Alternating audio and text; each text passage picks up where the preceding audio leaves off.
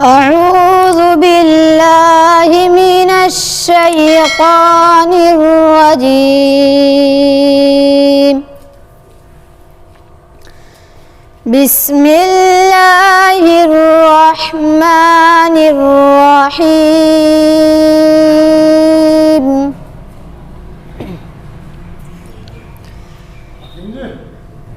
والتين والزيتون وطور سينين وهذا البلد الأمين.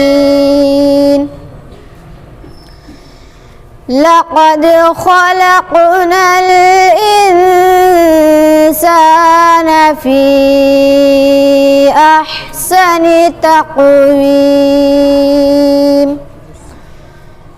ثم رددناه أسفل سافلين إلا الذين آمنوا وعملوا الصالحات فلهم أجر غير ممنون. فما يكذبك بعد بالدين أليس الله بأحكم الحاكمين. صدق الله العظيم.